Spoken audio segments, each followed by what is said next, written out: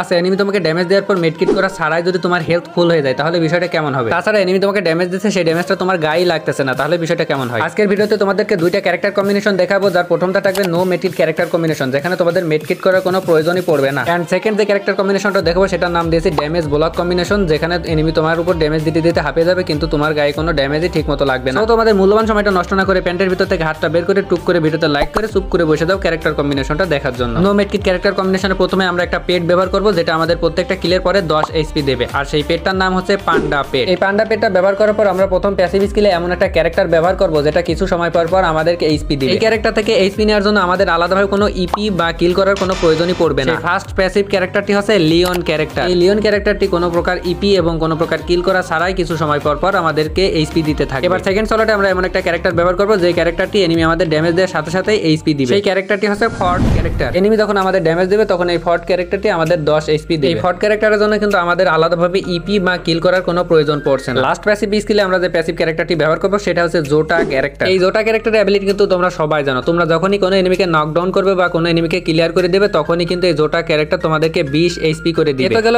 Passive character. Active character হিসেবে কোন ক্যারেক্টারটা নিতে হবে এতক্ষণে তোমরা অবশ্যই বুঝে ফেলেছো। তোমাদের ধারণাটা ঠিক। আমরা অ্যাক্টিভ ক্যারেক্টার হিসেবে যে ক্যারেক্টারটি ব্যবহার করব সেটা হচ্ছে কে ক্যারেক্টার, যেটা আমাদের অটো ইপি দেবে এবং অটো ইপি থেকে আনলিমিটেড এইচপি দিবে। এই নো মেডকিট ক্যারেক্টার কম্বিনেশনে কি তোমরা কি একটা জিনিস খেয়াল করছো? তোমরা যখন এনিমির কাছ থেকে ড্যামেজ খাচ্ছ তখনও কিন্তু তোমরা এইচপি পাচ্ছ, আবার তোমরা যখন এনিমিকে ড্যামেজ দিচ্ছ তখনও কিন্তু এইচপি পাচ্ছ, আবার খেলতে খেলতে যখন তোমরা কিছু সময় সার্ভাইভ করছো তখনও কিন্তু এইচপি পাচ্ছ। এটা গেল ফার্স্ট ক্যারেক্টার কম্বিনেশন। এবার আমরা দেখবো দ্বিতীয় ক্যারেক্টার কম্বিনেশন, যেখানে এনিমি আমাদের ড্যামেজ দিবে কিন্তু এনিমি দেওয়ার ড্যামেজটা আমাদের লাগবে না বললেই চলে। সেকেন্ড ক্যারেক্টার কম্বিনেশনটা দেখানোর আগে তোমরা যারা এখনো ভিডিওতে লাইক করেনি লাইকটা দিয়ে দাও, আর কমেন্ট করে বলো তো তোমরা কতদিন ধরে এই ফ্রি ফায়ার গেমটা খেলছো। আমি 2 বছর ধরে এই ফ্রি ফায়ার গেমটা খেলতেছি। এবার দেখা যাক সেকেন্ড ক্যারেক্টার কম্বিনেশনটা। তো আমরা এই ক্যারেক্টার কম্বিনেশনের প্রথম যে প্যাসিভ ক্যারেক্টারটা ব্যবহার করব সেটা আছে